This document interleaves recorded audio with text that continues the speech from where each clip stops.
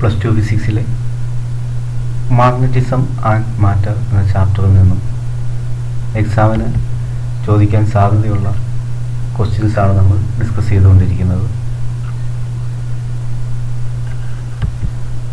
Classify the following quantities are scalar and vectors. തന്നിരിക്കുന്ന physical ക്വാണ്ടിറ്റികളെ scalar എന്നും vector എന്നും തരംതിരിക്കുക. Pole strength, magnetic dipole moment.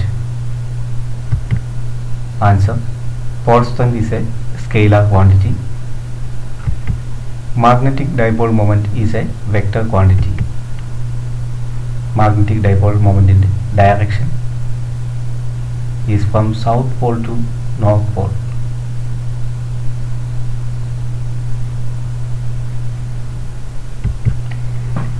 What is the difference between electric field lines and magnetic field lines? Electric field lines ഉം magnetic field lines ഉം തമ്മിലുള്ള വ്യത്യാസം എന്താണ്? Answer: Magnetic field lines are continuous closed loops, but electric field lines do not form closed loops. Magnetic field lines are continuous ആണ്, അത് closed loops ആണ്. But electric field lines do not form closed loops. Electric field lines closed loops അല്ല. നോക്കാം, ഇതാണ് magnetic field lines. ഒരു bar മാഗ്നറ്റിന് ചുറ്റുമുള്ള magnetic field lines ആണ് നമ്മളിവിടെ കാണിച്ചിരിക്കുന്നത്. ഇവിടെ നോക്കുക, outside the magnetic field lines is from north pole to south pole. Outside the മാഗ്നറ്റിൽ നോർത്ത് പോളിൽ നിന്ന് സൗത്ത് പോളിലേക്കാണ് ഫീൽഡ് ലൈൻസിൻ്റെ direction, north to south, outside the magnet. ഇനി ഉള്ളിൽ നോക്കുക, inside the magnet is south pole to north pole. ഈ ഒരു ഫീൽഡ് ലൈൻ നോക്കിക്കഴിഞ്ഞാൽ നോക്കുക, ഇത് കണ്ടിന്യൂസ് ആണ്, ഒരിക്കലും ബ്രേക്ക് ആകുന്നില്ല. മാഗ്നറ്റിൻ്റെ ഉള്ളിലുമുണ്ട് ഔട്ട്സൈഡിലുമുണ്ട്. അപ്പോൾ കണ്ടിന്യൂസ് ആയിട്ടുള്ള ഒരു ക്ലോസ്ഡ് ലൂപ്പാണ് ഇത്. ബ്രേക്ക് ചെയ്യുന്നില്ല, ഇതിങ്ങനെ ഉള്ളിലും പുറത്തും ആയിട്ട് കാണപ്പെടുന്ന ക്ലോസ്ഡ് ലൂപ്പായിട്ടാണ് കാണപ്പെടുന്നത്. ഇനി ഇലക്ട്രിക് ഫീൽഡ് ലൈൻസ് നമുക്ക് നോക്കാം. ഇലക്ട്രിക് ഫീൽഡ് ലൈൻസ് നോക്കി, പോസിറ്റീവ് ചാർജിൽ നിന്ന് സ്റ്റാർട്ട് ചെയ്യുന്നു, നെഗറ്റീവ് ചാർജിൽ അവസാനിക്കുന്നു. പോസിറ്റീവിൽ നിന്ന് സ്റ്റാർട്ട് ചെയ്യുന്നു, നെഗറ്റീവിൽ അവസാനിക്കുന്നു. ഇത് ക്ലോസ്ഡ് അല്ല. ഇതാണ് മാഗ്നറ്റിക് ഫീൽഡ് ലൈൻസും ഇലക്ട്രിക് ഫീൽഡ് ലൈൻസും തമ്മിലുള്ള ഡിഫറൻസ്.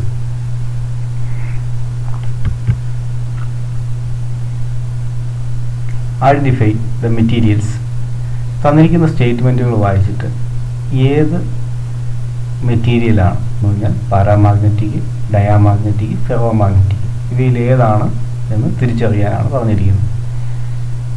കൈ does not change with temperature.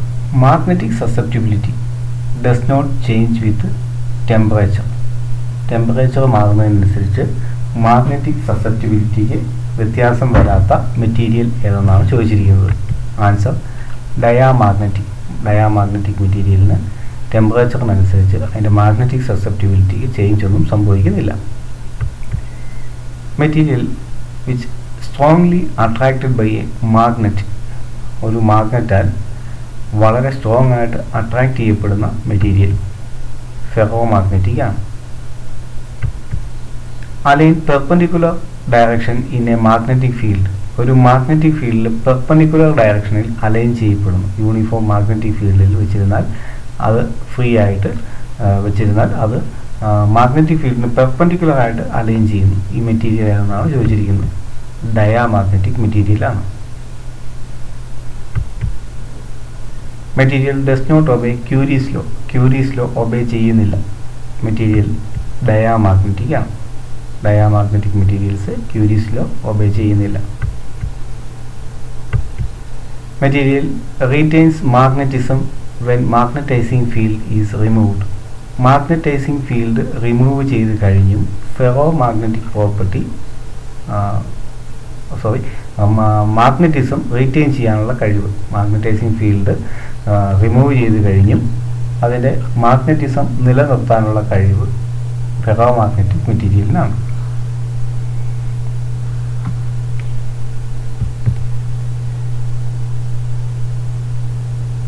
What is meant by poles of a bar magnet?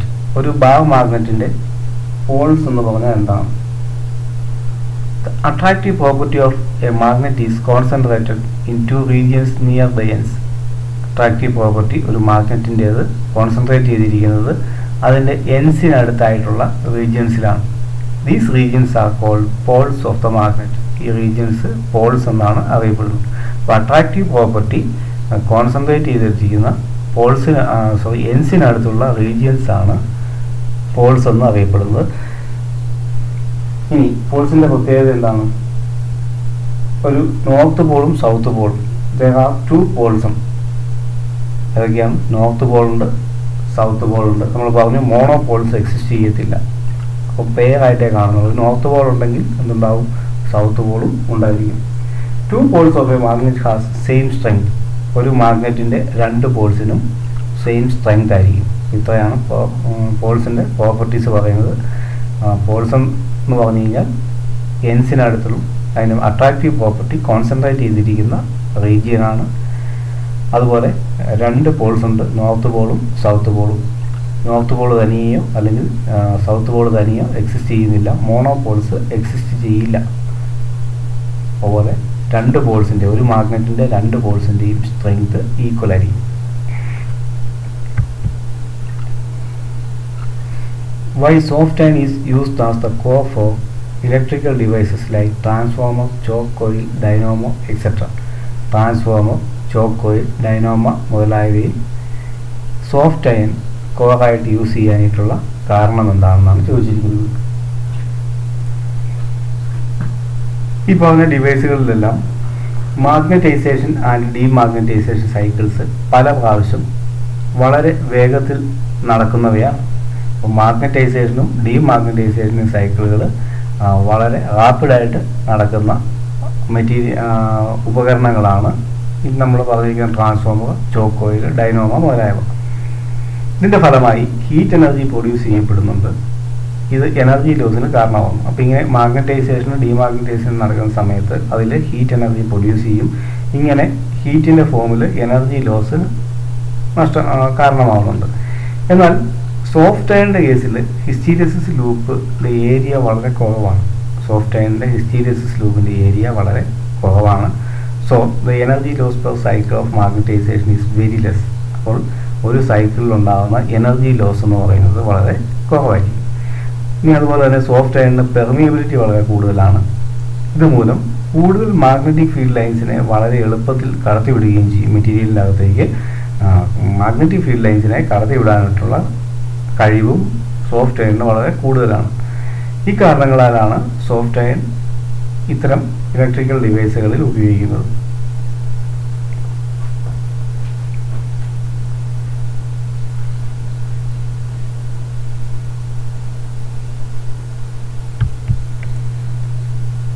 Explain soft ferromagnetic materials and hard ferromagnetic materials with examples. Ferromagnetic മെറ്റീരിയൽസിനെ രണ്ടായിട്ട് തിരിച്ചിരിക്കുന്നു. Soft ferromagnetic and hard ferromagnetic. ഇവ എന്താണ്? ഇവയുടെ examples. Soft magnetic material. These materials have low retentivity and low coercivity. ഇപ്പം റിറ്റൻറ്റിവിറ്റിയും കോഎസിവിറ്റിയും വളരെ ലോയാണ്. അതുപോലെ അതിൻ്റെ ഹിസ്റ്റീരിയസിസ് ലോസ് വളരെ കുറവായിരിക്കും. ഹിസ്റ്റീരിയസിസ് ലോസ് വളരെ കുറവായിരിക്കും. And high saturation magnetisation. അപ്പം ഇത്രയും പ്രത്യേകതകളുള്ള മെറ്റീരിയൽസാണ് സോഫ്റ്റ് മാഗ്നറ്റിക് മെറ്റീരിയൽസ് എന്ന് പറയുന്നത്. These are suitable for temporary magnetism. Temporary magnetism produce ചെയ്യാനായിട്ടാണ് ഈ മെറ്റീരിയൽസ് ഉപയോഗിക്കുന്നത്. അല്ലെങ്കിൽ ടെമ്പററി മാഗ്നറ്റ്സ് നിർമ്മിക്കാനായിട്ടാണ് സോഫ്റ്റ് മാഗ്നറ്റിക് മെറ്റീരിയൽസ് യൂസ് ചെയ്യുന്നത്. എക്സാമ്പിളാണ്. അതുപോലെ soft iron for making electromagnet. Example soft iron ആണ്. സോഫ്റ്റ് മാഗ്നറ്റിക് മെറ്റീരിയലിൻ്റെ എക്സാമ്പിളാണ് soft iron. For making electromagnet, നമ്മൾ പറഞ്ഞു ഇലക്ട്രോ മാഗ്നറ്റ് എന്ന് പറഞ്ഞാൽ ടെമ്പററി മാഗ്നറ്റിസം പ്രൊഡ്യൂസ് ചെയ്യാൻ വേണ്ടി ഉപയോഗിക്കുന്നതാണ്.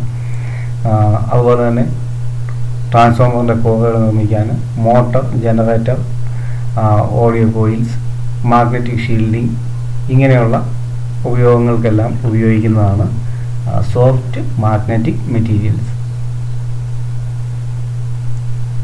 ഇനി ഹാർഡ് മാഗ്നറ്റിക് മെറ്റീരിയൽ എന്ന് പറഞ്ഞു കഴിഞ്ഞാൽ ഹൈ റീറ്റൻറ്റിവിറ്റിയും ഹൈ കോറസിവിറ്റിയും അതുപോലെ ഹിസ്റ്റീരിയസിസ് ലോസ് ഹൈ ആയിരിക്കും, ഹൈ സാച്ചുറേഷൻ മാഗ്നറ്റൈസേഷൻ ഉണ്ടായിരിക്കും. അപ്പോൾ റീറ്റൻറ്റിവിറ്റി കോഎസിവിറ്റി ഹൈ ആണ്, ഹിസ്റ്റീരിയസിസ് ലോസ് ലാർജ് ആണ്. ഇത് പെർമനൻറ്റ് മാഗ്നറ്റുകൾ നിർമ്മിക്കാനായിട്ടാണ് നമ്മൾ ഉപയോഗിക്കുന്നത്. Suitable for permanent magnetism. Example steel, alnico, alcomax ഇങ്ങനെ ഉള്ള ഉപകരണങ്ങൾ. അതുപോലെ പെർമനൻറ്റ് മാഗ്നറ്റ് നിർമ്മിക്കാൻ ഉപയോഗിക്കുന്നു. ഇലക്ട്രിക് മീറ്റർ, ലൗഡ് സ്പീക്കർ മുതലായവയിലൊക്കെ ഇതാണ് ഉപയോഗിക്കുന്നത്. ഹാർഡ് മാഗ്നറ്റിക് മെറ്റീരിയൽസാണ് ഉപയോഗിക്കുന്നത്.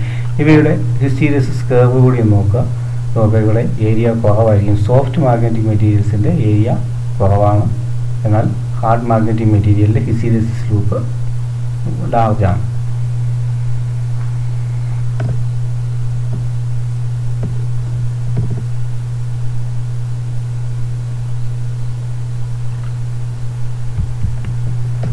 Figure shows a hysteresis loop for two types of ferromagnetic materials. The material corresponding to which figure will be used as the core of a transformer. Why? തന്നിരിക്കുന്ന ഹിസ്റ്റീരിയസിസ് loop മെറ്റീരിയൽസിൽ ഏത് മെറ്റീരിയലാണ് ട്രാൻസ്ഫോമറിൻ്റെ core നിർമ്മിക്കാനായിട്ട് നമുക്ക് ഉപയോഗിക്കാൻ പറ്റുന്നത്? Answer figure B ആണ്. Area of hysteresis loop is small. Figure ബിയിൽ അതിൻ്റെ hysteresis ലൂപ്പിൻ്റെ ഏരിയ കുറവാണ്. So hysteresis loss can be reduced. Loss കുറവായിരിക്കും. ഹീറ്റിങ് അല്ലെങ്കിൽ മൂലം ഉണ്ടാകുന്ന എനർജി ലോസ് കുറവാണ് ഈ മെറ്റീരിയൽ. മാഗ്നറ്റൈസേഷനും അതുപോലെ തന്നെ ഡിമാഗ്നറ്റൈസേഷൻ നടക്കുന്ന സൈക്കിൾ നടക്കുന്ന സമയത്ത് അതിൽ ഹീറ്റ് പ്രൊഡ്യൂസ് ചെയ്യുന്നു. അപ്പോൾ ഹീറ്റ് മൂലം ഉണ്ടാകുന്ന എനർജി ലോസ് വളരെ കുറവാണ് ഏരിയ കുറവുള്ള ഹിസ്റ്റീരിയസിസ് ലൂപ്പിൻ്റെ ഏരിയ കുറവുള്ള materials.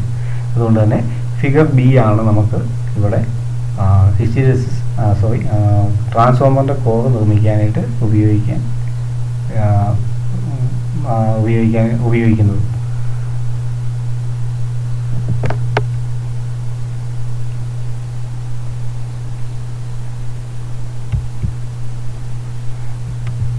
What is Meissner effect?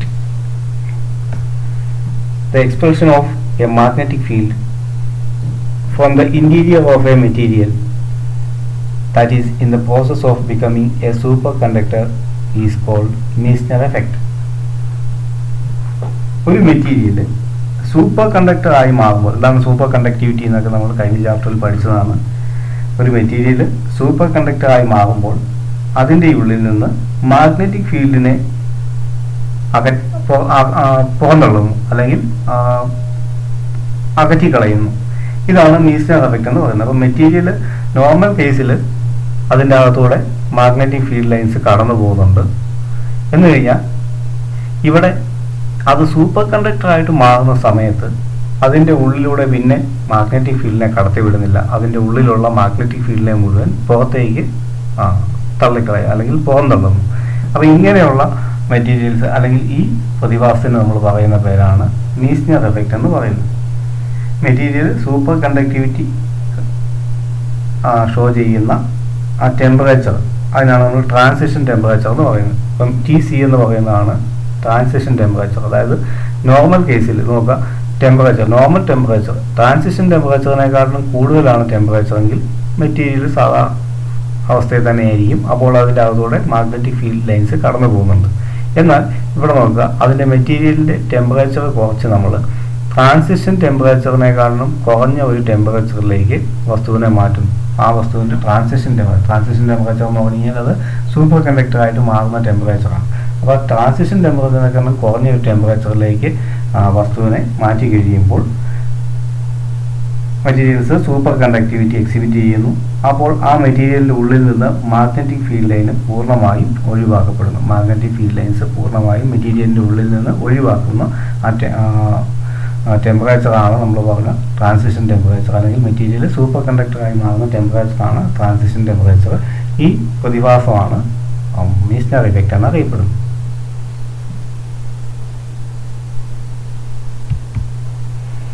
Comparison of electrostatics and magnetism.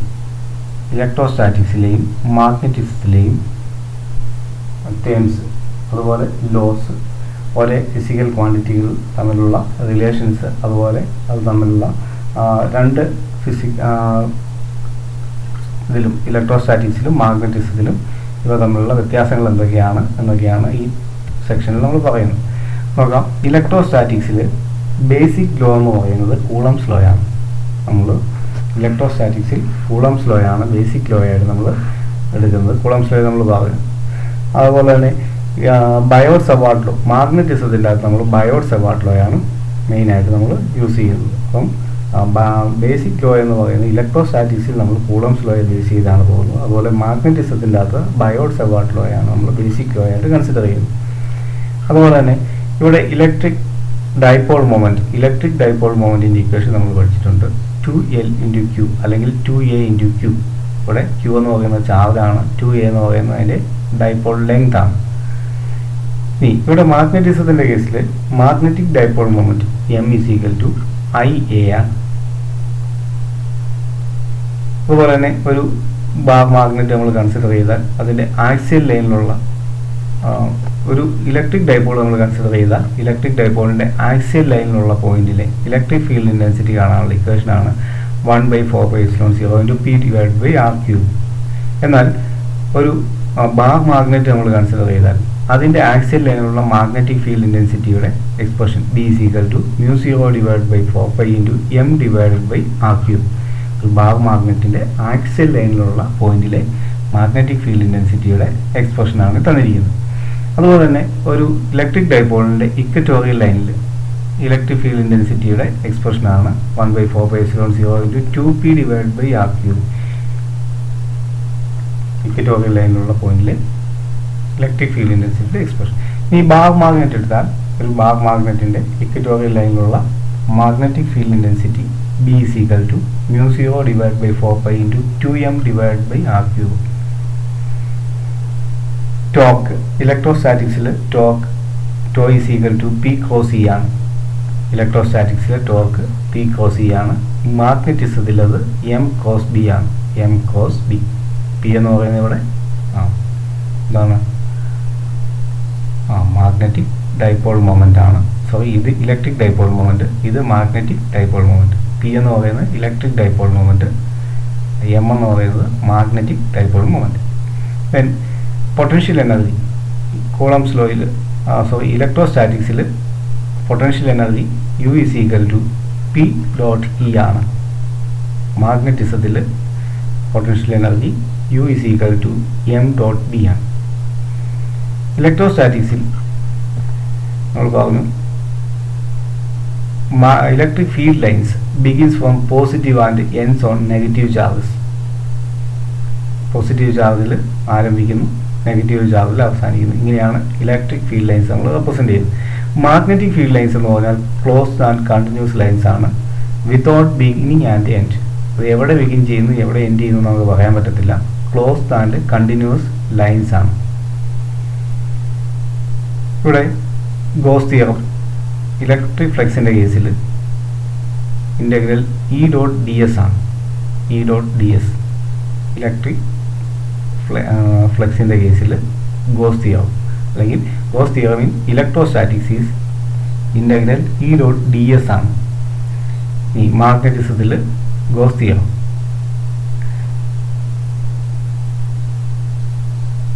Magnetic flux = integral B.ds ആണ്.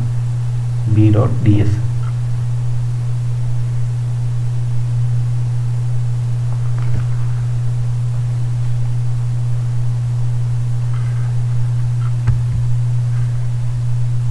When steel is once magnetized, the magnetization is not easily destroyed, even if it is exposed with reverse fields.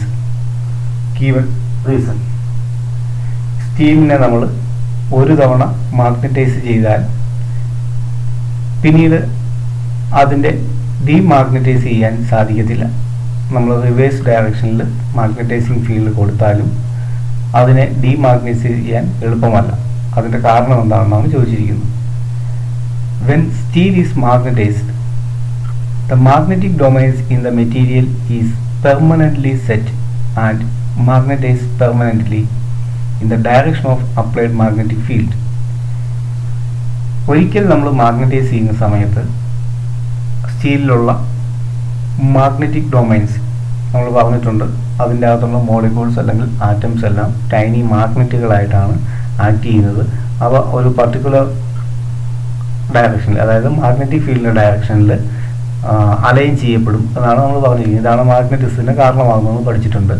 അപ്പോൾ ഇവിടെ steel magnetize ചെയ്യുന്ന സമയത്ത് അതിലെ magnetic domains എല്ലാം permanently set in magnetised in the direction of applied magnetic field. ആ magnetic ഫീൽഡിൻ്റെ അതേ ഡയറക്ഷനിൽ permanent ആയിട്ട് സെറ്റ് ചെയ്യപ്പെടുന്നു. പിന്നീട് നമ്മൾ അതിനെ ഡീമാഗ്നറ്റൈസ് ചെയ്യുക, ആ മാഗ്നറ്റൈസിങ് ഫീൽഡ് ഇല്ലാതാക്കി മാറ്റിയാൽ അതിന് വ്യത്യാസമൊന്നും വരുന്നില്ല. ആ ഡൊമൈൻസ് അതേ അറേഞ്ച്മെൻറ്റിൽ അല്ലെങ്കിൽ ആ അലൈൻമെൻറ്റിൽ തന്നെ തുടരും.